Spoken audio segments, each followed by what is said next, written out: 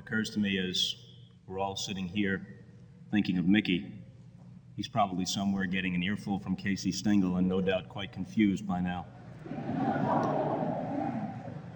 One of Mickey's fondest wishes was that he be remembered as a great teammate, to know that the men he played with thought well of him. Well, it was more than that. Moose and Whitey and Tony and Yogi and Bobby and Hank, what a remarkable team you were. And the stories of the visits you guys made to Mickey's bedside the last few days were heartbreakingly tender. It meant everything to Mickey, as would the presence of so many baseball figures past and present here today. I was honored to be asked to speak by the Mantle family today. I am not standing here as a broadcaster.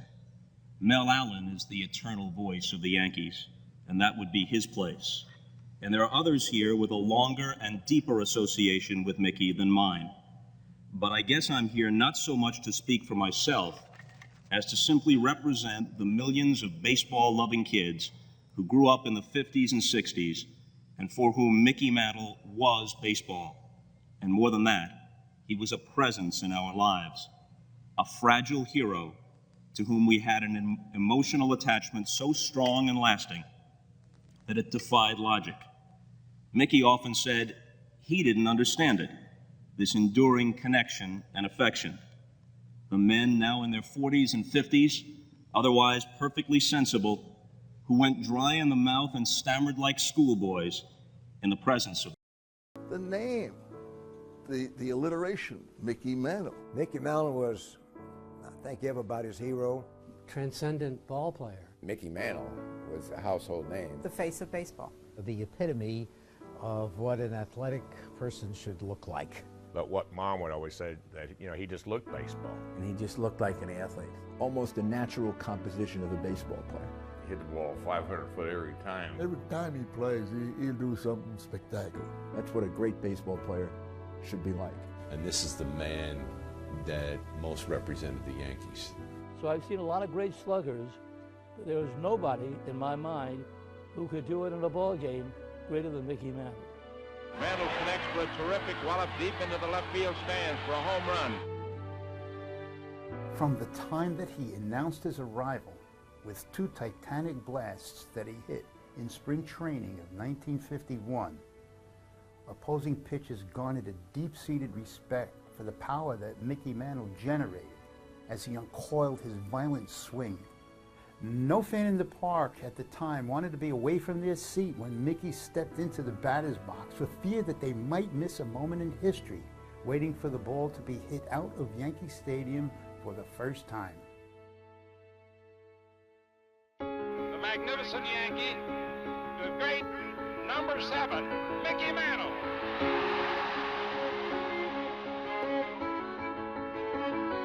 Here's the payoff pitch. This is it! There it goes! It's out of here! Baseball was real good to me. And playing 18 years in the Yankee Stadium for you folks is the best thing that could ever happen to a ball player.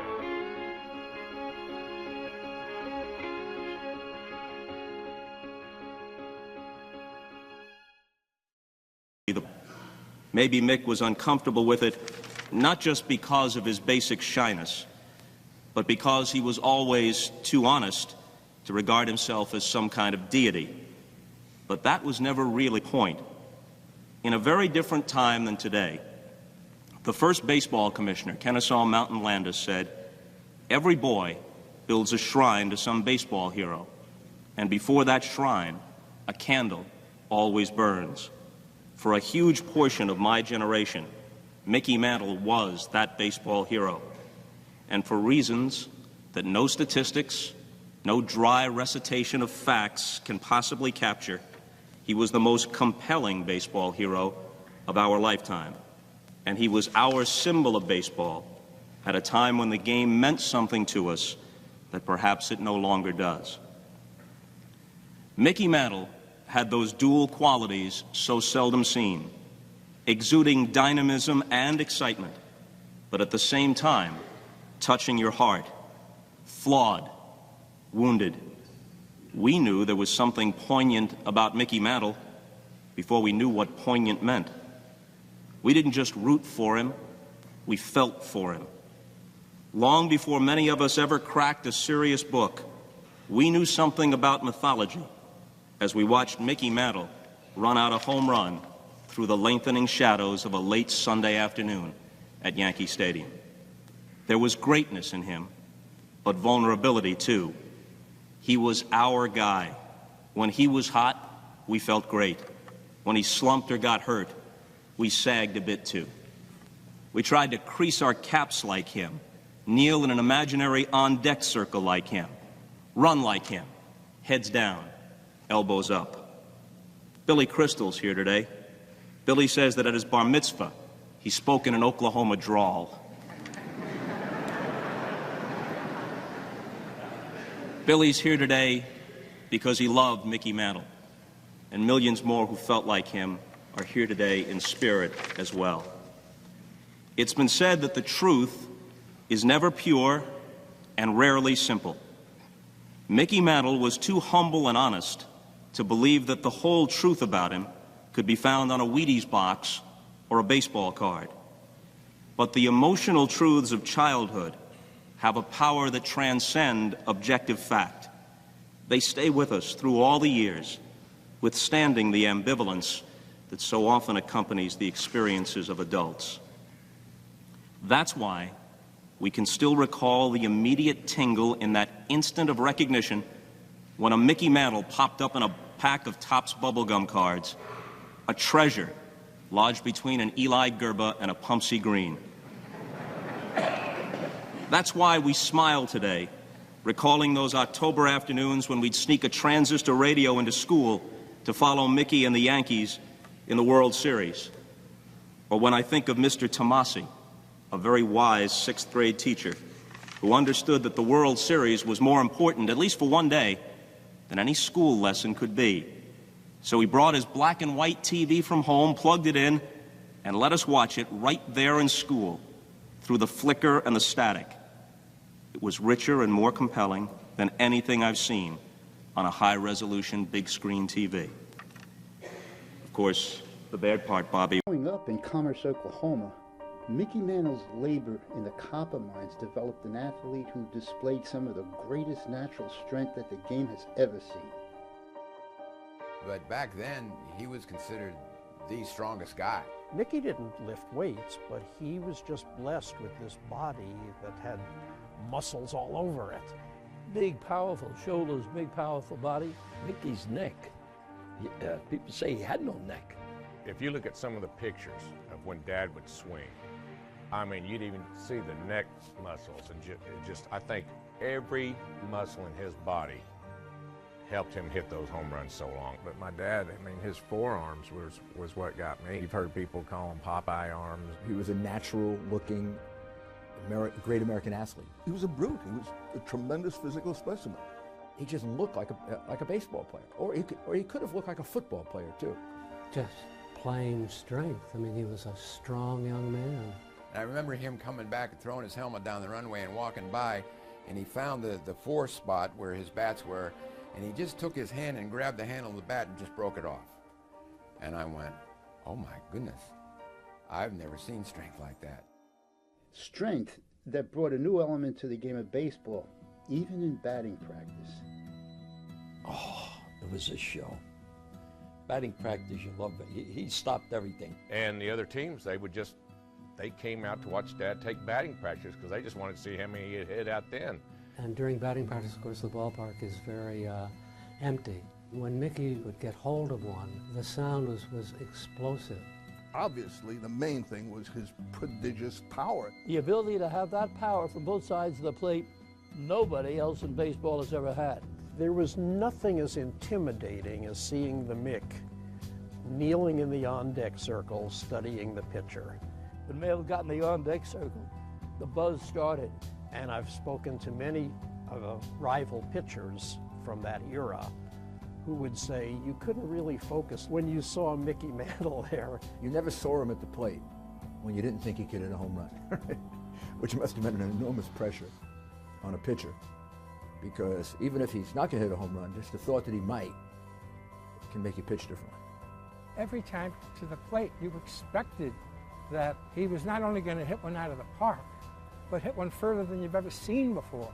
I think that was a lot of his mystique. You know, everybody just expected him to hit a moonshot home run every time. I mean, you always had the anticipation that he might hit the ball out of a stadium or hit a home run to distances you never imagined anybody could reach. I don't even think he knew how he did it. He just got up there and he just tried to kill it every time. And of course, a lot of times he did. And of course, the mighty Mickey Mantle, baseball's most dangerous switch hitter. Boom! Mantle belts it over the fence in right field. I thought he was by far the greatest all-around hitter I'd ever seen. People would even tell me still that they can remember just the sound of the ball coming off the bat. So it didn't matter whether he was batting left-handed or right-handed, he could hit the ball, beyond the confines of the field. And with the short right field porch in Yankee Stadium and that inviting upper deck, wow, that was just tailor-made for a guy like him. Going, a home run for the Yankees' great slugger. The things that people don't remember about him that when you're a Yankee fan like I was that followed just about every game is how fast he was going down to first base. I don't know by how much his batting average is boosted by the bunts that he beat out. Mickey ran to first base with world-class speed. His speed in the outfield, incredible ability to catch balls. Quickly learned to play center field like an artist. He was brought up as a shortstop. Good outfielder, good defensive player. It was that Koufax struck 15 of you guys out that day. My phone's been ringing the past few weeks as Mickey fought for his life. I've heard from people I hadn't seen or talked to in years. Guys I played stickball with. Even some guys who took Willie's side in those endless Mantle Mays arguments. They're grown up now. They have their families. They're not even necessarily big baseball fans anymore. But they felt something hearing about Mickey, and they figured I did too. In the last year, Mickey Mantle, always so hard on himself, finally came to accept and appreciate that distinction between a role model and a hero.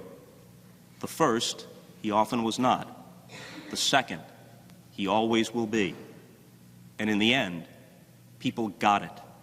And Mickey Mantle got from America something other than misplaced and mindless celebrity worship. He got something far more meaningful. He got love. Love for what he had been. Love for what he made us feel. Love for the humanity and sweetness that was always there, mixed in with the flaws and all the pain that racked his body and his soul. We wanted to tell him that it was okay, that what he had been was enough. We hoped he felt that Mutt Mantle would have understood, and that Merlin and the boys loved him.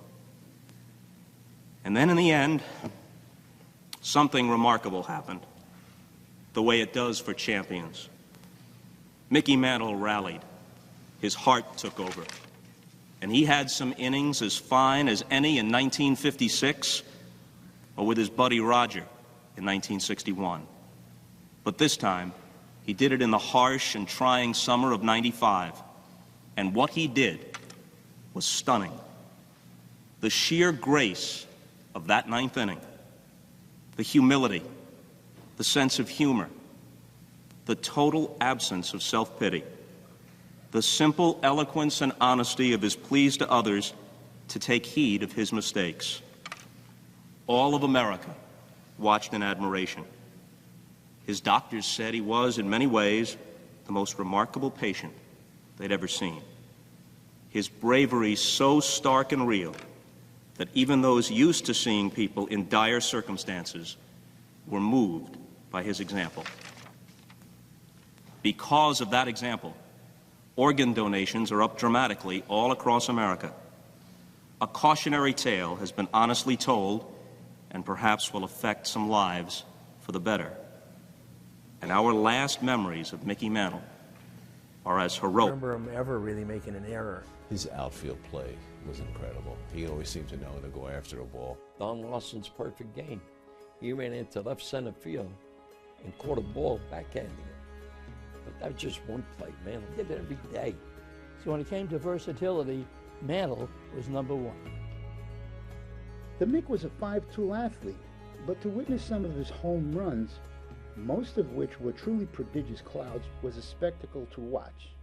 Bob Wolf, the pioneer TV voice of the Washington Senators, called Mantle's infamous home run on April 17, 1953 at Griffith Stadium. That tape measure shot that Mickey hit was unbelievable. First of all, I nor anybody else had ever seen one hit out of Griffith Stadium.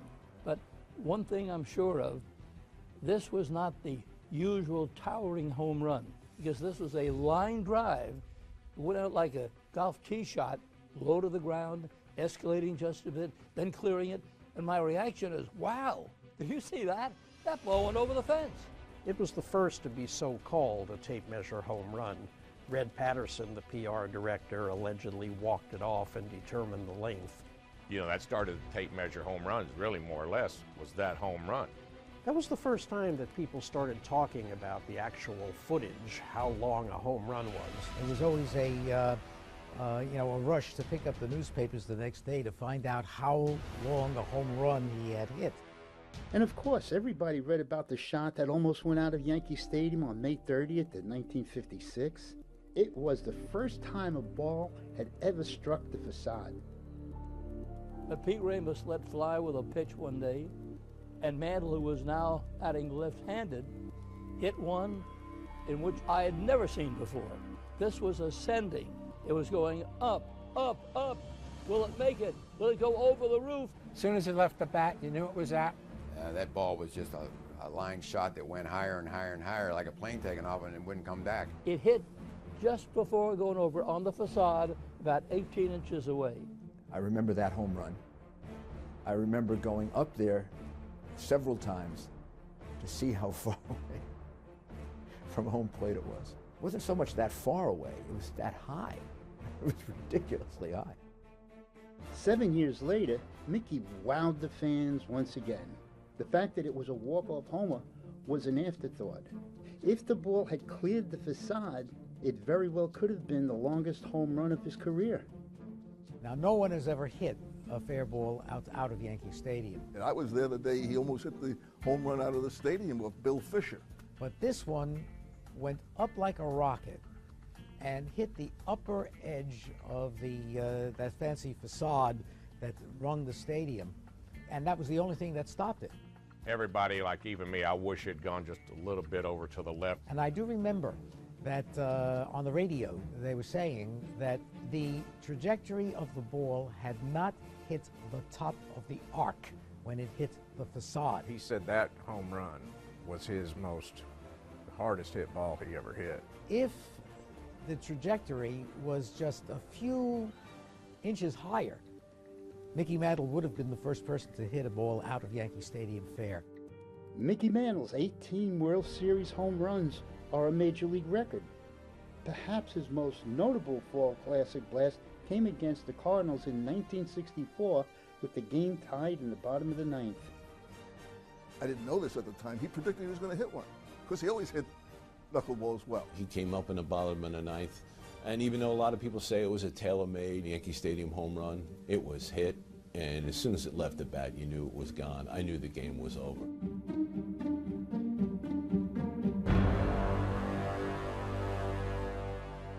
The one thing I'll never forget is the first. None of us, Mickey included, would want to be held to account for every moment of our lives. But how many of us can say that our best moments were as magnificent as his? This is the cartoon from this morning's Dallas Morning News. Maybe some of you saw it. It got torn a little bit on the way from the hotel to here. There's a figure here, St. Peter, I take it to be, with his arm around Mickey, that broad back and the number 7. He's holding his book of admissions. He says, "Kid, that was the most courageous ninth inning I've ever seen." It brings to mind a story Mickey liked to tell on himself, and maybe some of you have heard it. He pictured himself at the pearly gates met by St. Peter, who shook his head and said, "Mick, we checked the record. We know some of what went on. Sorry, we can't let you in, but before you go, God wants to know if you'd sign these 6 dozen baseballs." Well, there were days when Mickey Mantle was so darn good that we kids would bet that even God would want his autograph.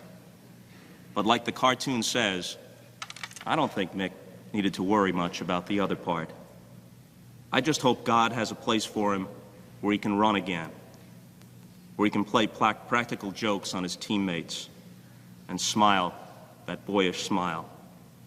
Because God knows no one's perfect. And God knows there's something special about heroes.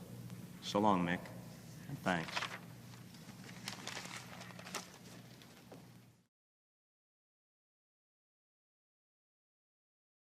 Bandage, both legs, not one leg.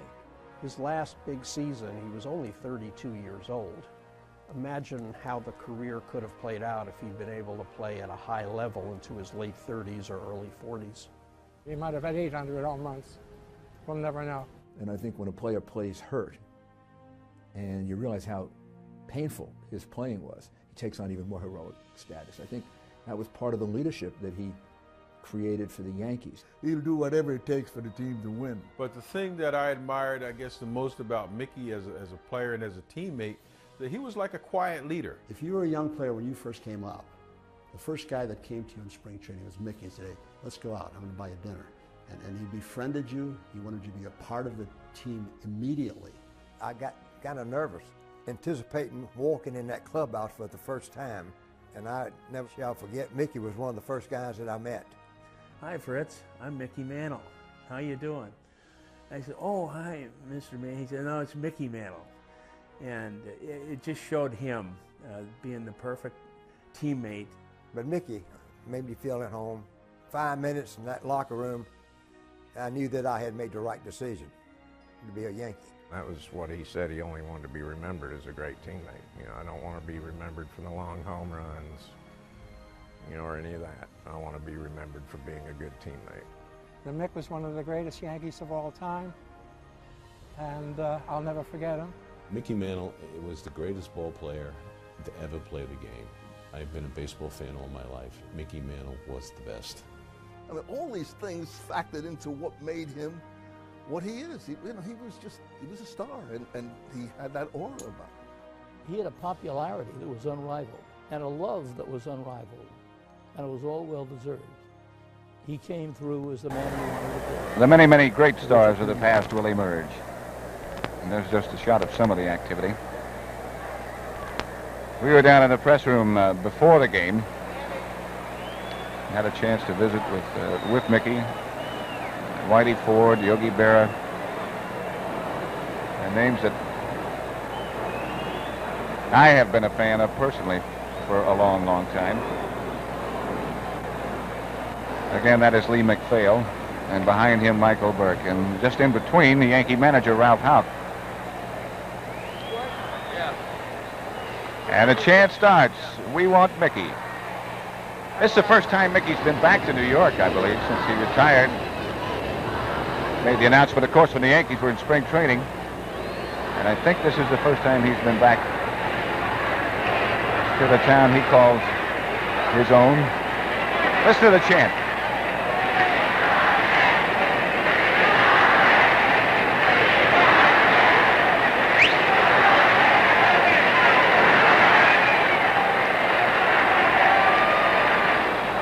There is Frank Messer, and just in front of him, Lee MacPhail. As we told you, Frank, who normally would be sitting up here as one of the broadcasters, is the master of ceremony. Elston Howard, of course, the teammate of Mickey's, walking alongside number 32. We're just about to get underway now. Listening to an interview that Marv Albert had with Mickey before the game. Joe Pepitone, whose home run won the first game here. Your attention, please. Stadium announcer Ladies and Bob gentlemen, Shepard, possibly you can hear in the background. That's Gil McDougall at walking this time, alongside Elston Howard. we direct your attention to the area between second base and the pitcher's mound, and our master of ceremonies, to mark this high moment in Yankee history, the Yankee announcer, Frank Messer. Thank you, Bob Shepard. And good afternoon, ladies and gentlemen. This truly is an historic occasion. We are here to honor one of the greatest of all Yankees. The magnificent Yankee, the great number 7, Mickey Mantle.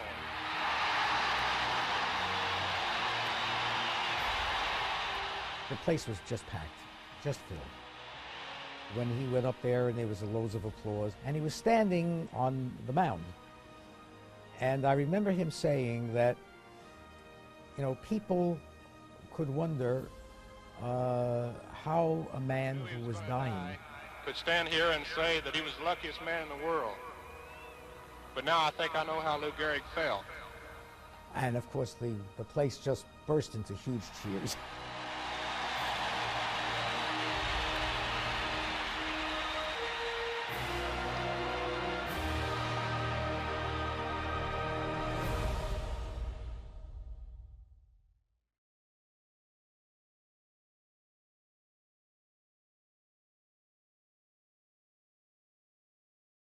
Mickey Mantle.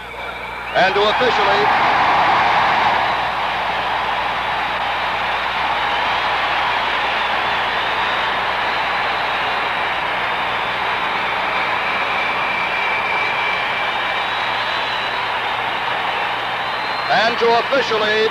retire his number 7 uniform. Ladies and gentlemen, as you know, Mayor Lindsay has proclaimed today, Sunday, June 8, 1969, Mickey Mantle Day in New York City.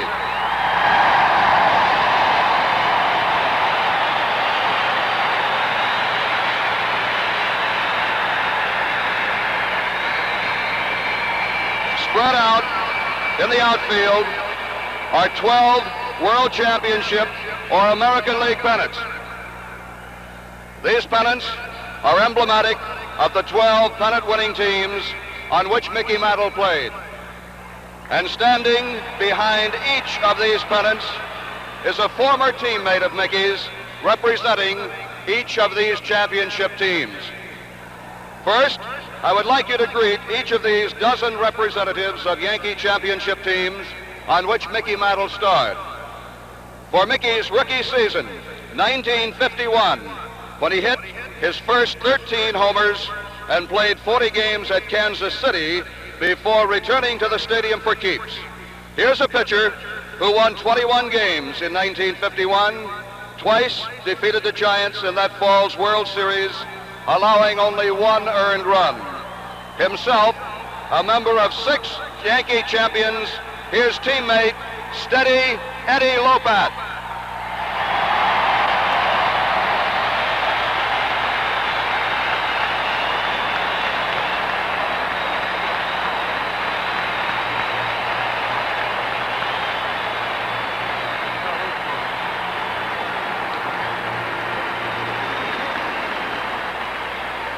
Ladies and gentlemen, Mickey had his first 300-plus season in 1952, hit 23 home runs, and his first 2 home runs in the World Series. Representing the 1952 World Champion Yankees is a man who hit .309 for the season and .348 against the Dodgers that fall, a member of 5 straight Yankee World Champions. Now, a Yankee scout in Ohio. Welcome back, Gene Woodling.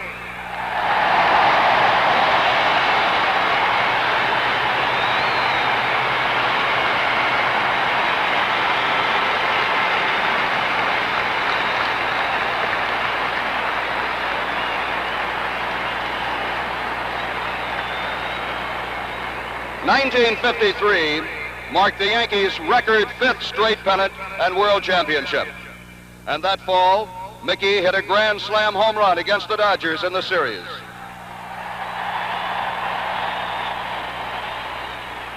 The Yankee first baseman that year hit 17 home runs, and starred in the World Series and in 7 fall classics for the Yankees. Here's another teammate, Joe Collins.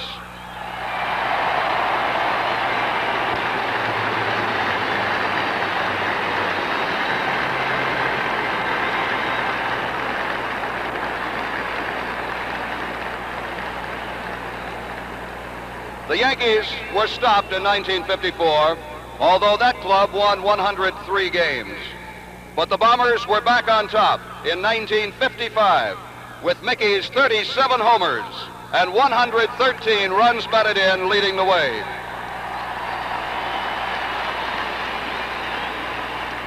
One of his great teammates was the Yankee shortstop who won Most Valuable Player honors.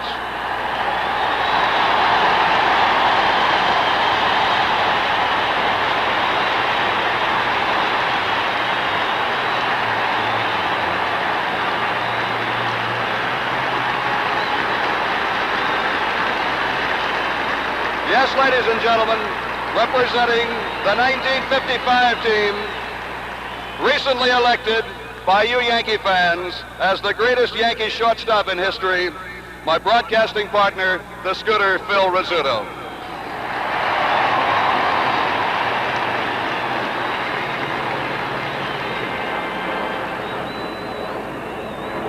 Ladies and gentlemen, representing the 1956 World Champion Yankees, is another of my broadcast sidekicks, a former Yankee infield star, a Babe Ruth Award winner, who had a lifetime .263 batting average for 9 Yankee seasons. Here's Jerry Coleman.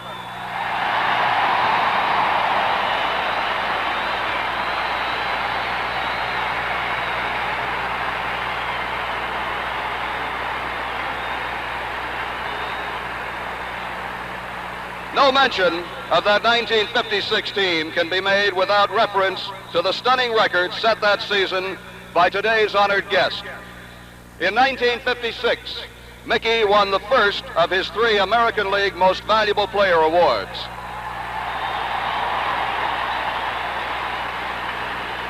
He also won the Triple Crown and the Pro Athlete of the Year award, hitting .353 with 52 homers and 130 runs batted in.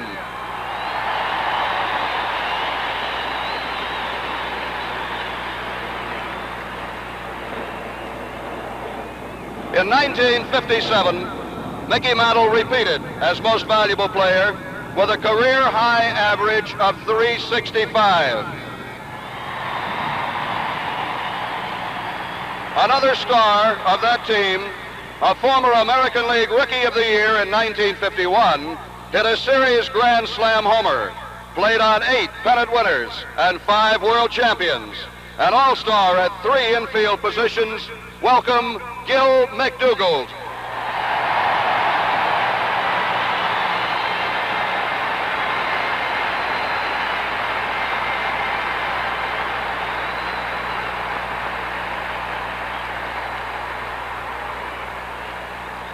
'58 was the year of the great series comeback.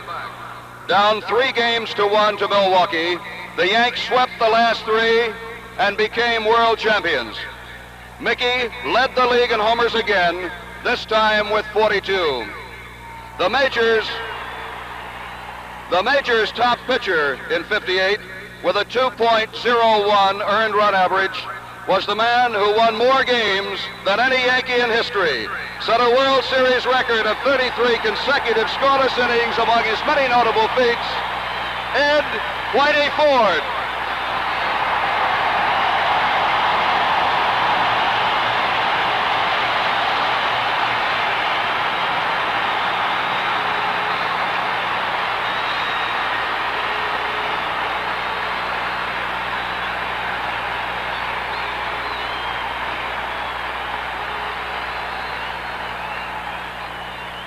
The Yanks had a fine team in 1960 and scored an all-time record of 55 runs in the World Series, yet lost to the Pirates.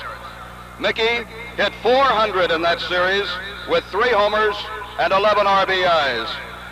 Representing that 1960 club was the second baseman who set a series record with 6 RBIs in one game and 12 for the series, Bobby Richardson.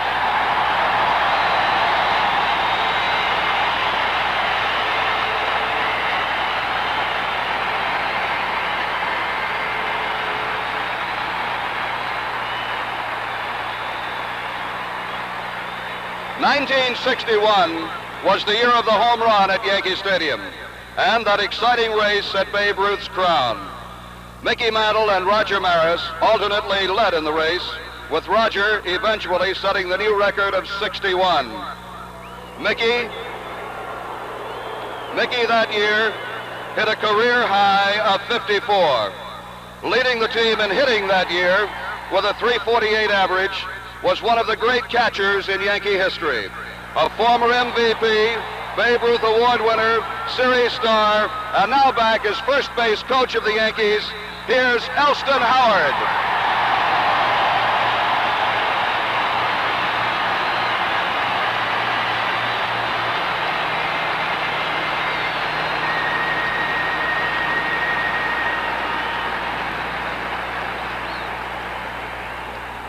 As you'll recall, Mickey missed part of the 1962 season with injuries, but still batted a robust .321 with 30 home runs.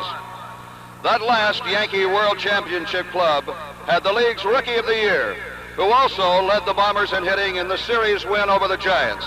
Representing the 1962 World Champion Yankees, here's Tommy Tresh.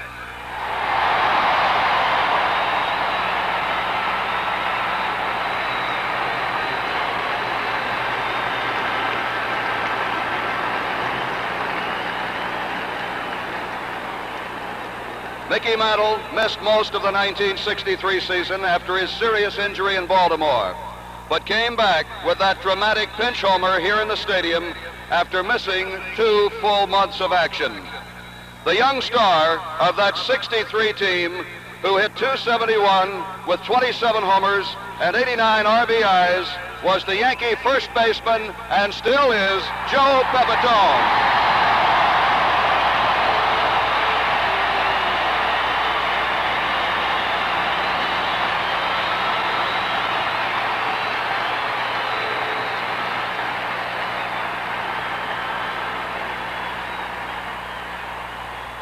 Mickey came all the way in 1964 to lead the Yankees to their 29th pennant and last up to now.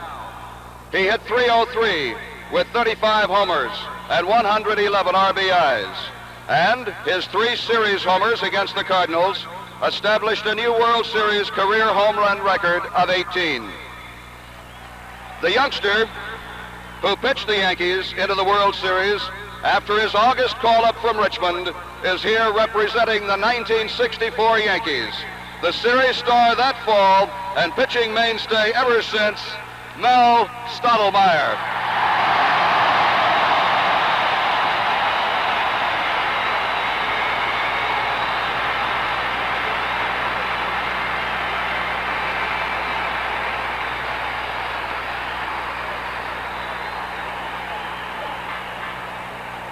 Ladies and gentlemen, there they are, the 12 teammates who have meant so much to Mickey and mean so much to us. And now, ladies and gentlemen, to introduce our guest of honor, here is the man who officiated at the 3 previous retirement ceremonies. And appropriately, he is here for this occasion. It is my pleasure to introduce the longtime voice of the Yankees, Mr. Mel Allen.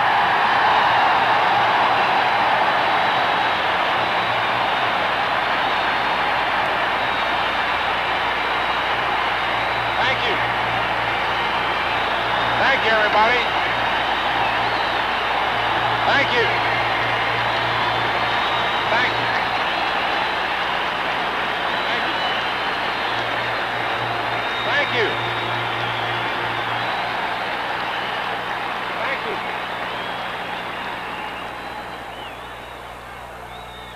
Hello there, everybody.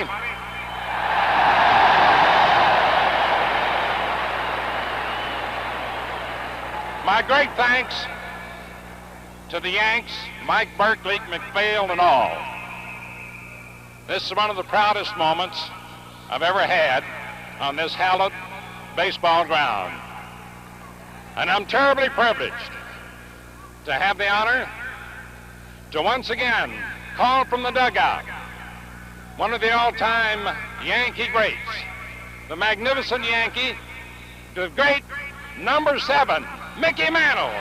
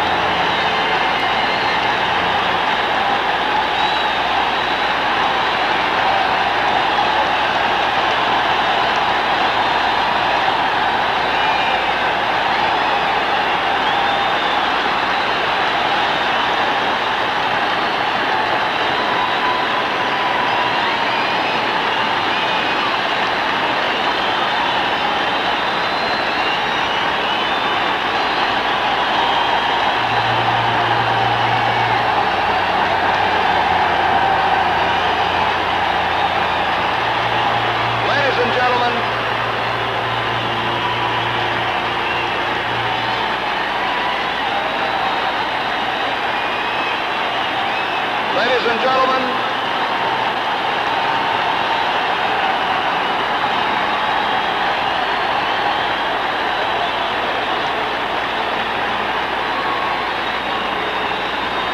ladies and gentlemen, may we have your attention, please?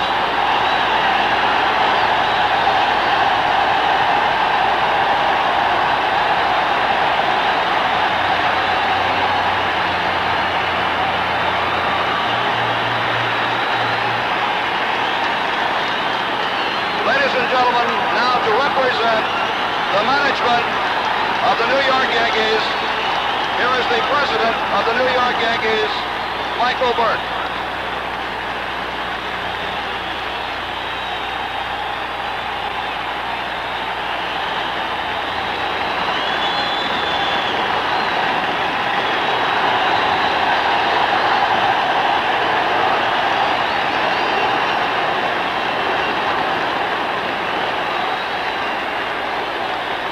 Ladies and gentlemen, Michael Burke.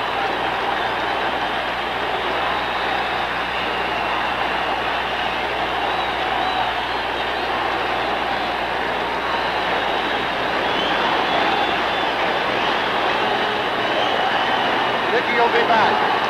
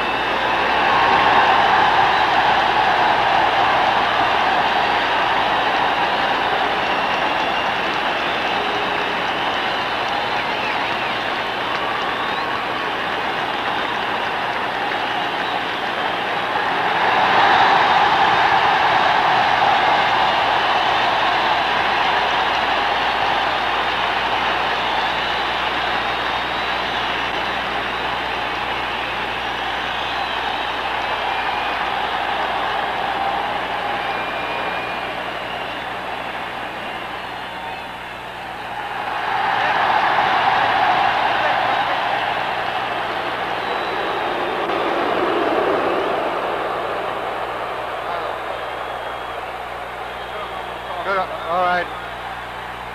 Could we have your attention for just a moment?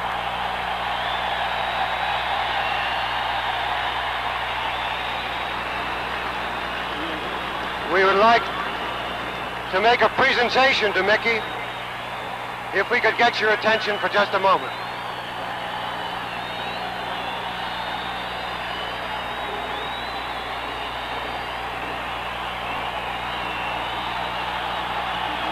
We'd like, if you could hold it a minute, we'd like to make a presentation to Mickey.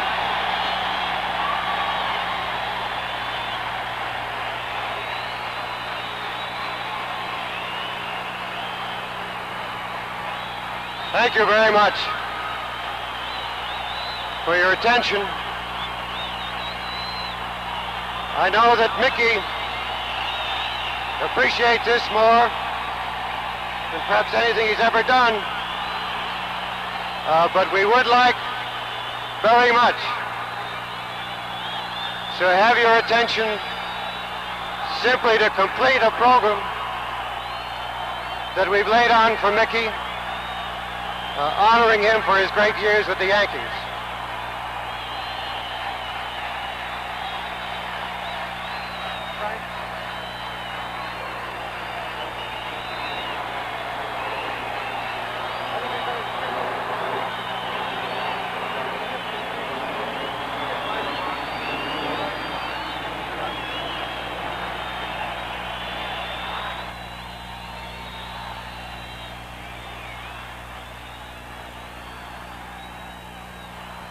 Ladies and gentlemen, 20 years ago, at the tender age of 17, Mickey Mantle was signed by the Yankees and started his illustrious baseball career. The men who played such a big part in Mickey's early years are here today, and we would like to bring them out right now. Mickey's first Yankee general manager, who built so many Yankee championship clubs, Mr. George M. Weiss, and the Yankee scout who signed Mickey in Oklahoma, and he's still scouting for the Yankees today, his newest Yankee being Bobby Mercer, Mr. Tom Greenwade.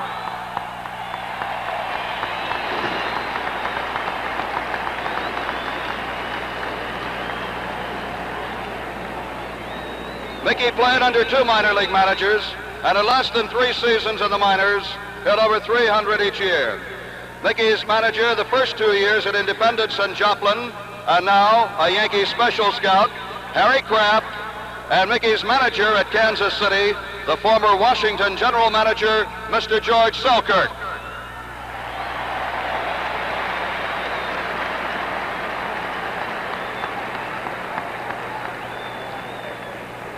Mickey, you played under 4 managers with the Yankees.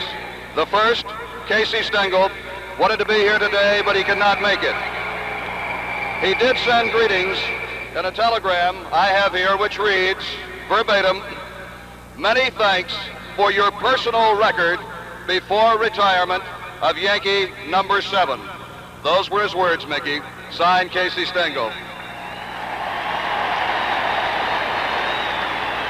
And Mickey, we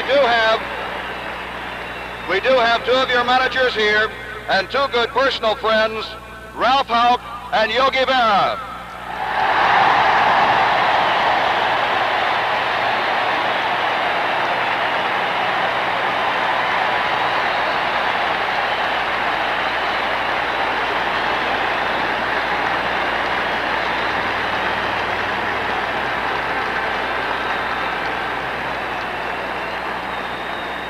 Mickey's family is sitting in the mezzanine in the enclosed box at first base, and we'd like to introduce them now.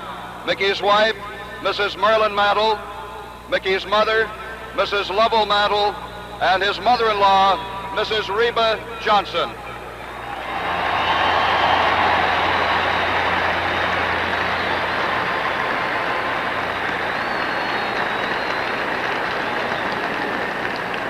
Ladies and gentlemen, there was only one man who could make this next and most significant presentation. Mickey's predecessor in center field as well as in the Hall of Fame, the Yankee Clipper, Joe DiMaggio.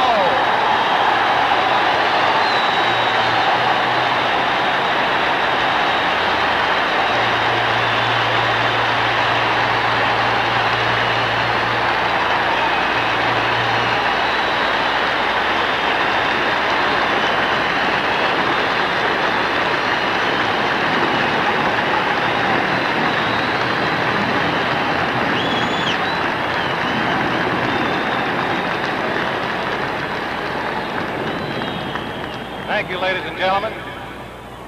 Mickey, I know just how you feel out here today. This is a nervous moment, but it's also a very thrilling one, too. I'd like to present you with this plaque, which will be right along in an honor spot out there in center field.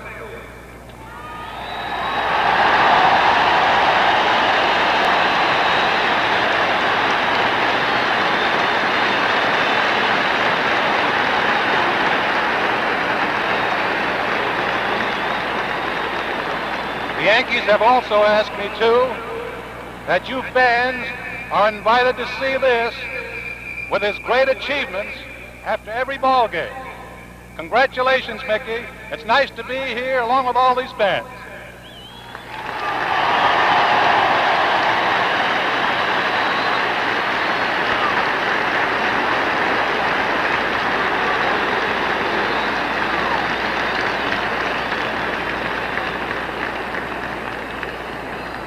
And now to make this next presentation to Mickey, most appropriately, here's his good friend and longtime teammate, Whitey Ford.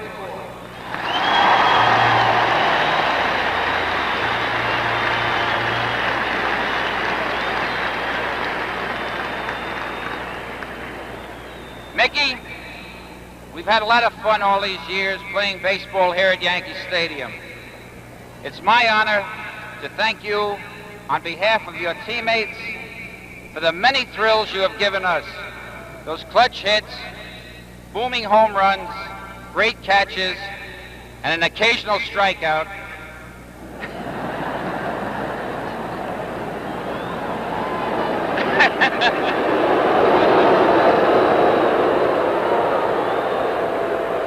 And for all you did in the clubhouse and on the bench to make those real great Yankee teams click. Now number 7 is being retired. The Yankees have asked me to give to you this uniform.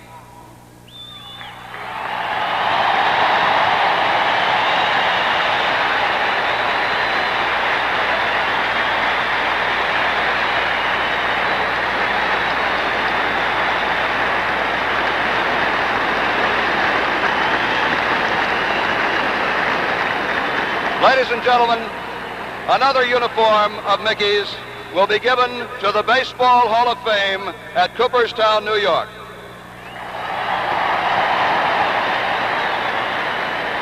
And now, Mickey Mantle, Yankee Stadium is all yours.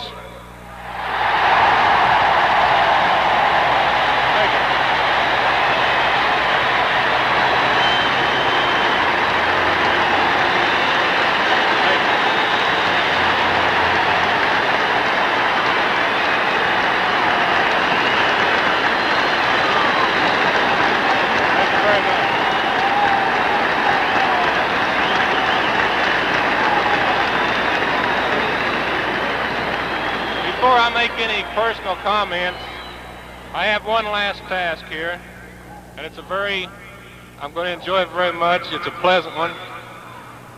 Joe gave me a plaque that they're going to hang on the center field wall, and certainly if they give me one, his has got to be hanging just a little bit higher than mine. I think to the greatest Yankee that I ever saw. I didn't get to see Babe or Lou, but Joe is the greatest one I ever saw, and I think that it's going to be a great honor for me to present him with this plaque. Thank you very much.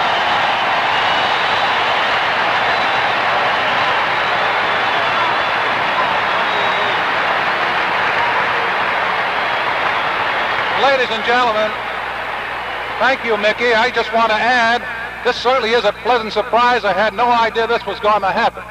And I just want to say that I'm out there with great company. Thank you so much.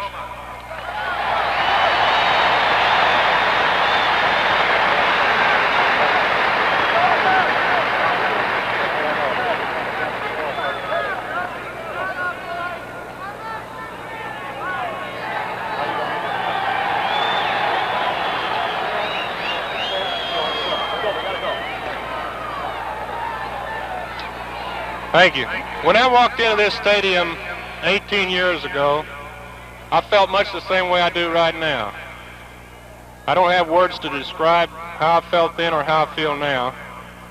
But I'll tell you one thing, baseball was real good to me.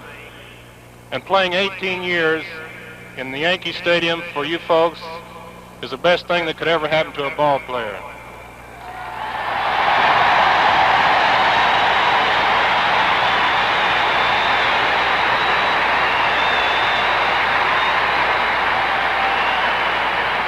Now, to think that the Yankees are retiring my number 7 with numbers 3, 4, and 5 tops off everything that I could ever wish for. I've often wondered how a man who knew he was going to die could stand here and say that he was the luckiest man in the world. But now I think I know how Lou Gehrig felt. This is...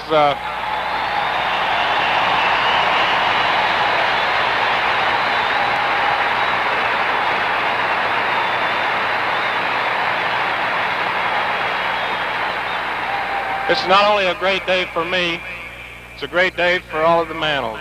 My wife Merlin, my 4 boys, my mother, and I wish my father could have been here, but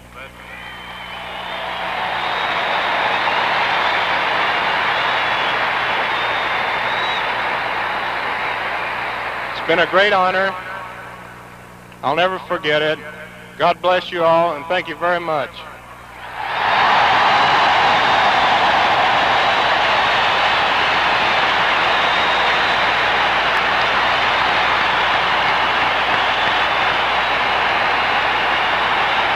Thank you, Mickey. And now so that Mickey's